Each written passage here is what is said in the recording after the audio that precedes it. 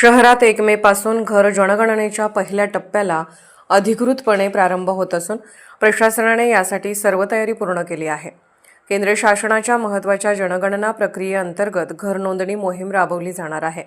बुधवारी शहरात प्रात्यक्षिक स्वरूपात काही घरांचे सर्वेक्षण करून तयारीची चाचणीही घेण्यात आली। यावेळी मुख्याधिकारी मनोज कुमार देसाई यांनी नागरिकांना आवाहन करताना सांगितले की जनगणना ही देशाच्या विकासाचा पाया आहे।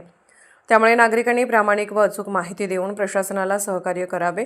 घर जनगणनेच्या पूर्वतयारीसाठी प्रशिक्षक अधिकारी अमर पाटील व विराज थोरात यांनी प्रत्यक्ष क्षेत्रात जाऊन सर्वेक्षणाची चाचणी घेतली।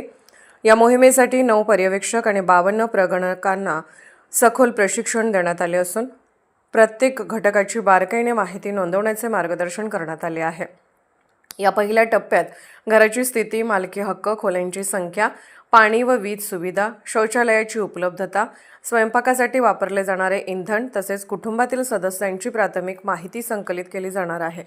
ही माहिती भविष्यातील विकास आराखडे व शासकीय योजना ठरवण्यासाठी अत्यंत उपयुक्त ठरणार आहे। यंदा जनगणना पूर्णतः डिजिटल पद्धतीने होत असून नागरिकांसाठी स्वनोंदणीची सुविधा उपलब्ध करण्यात आली आहे।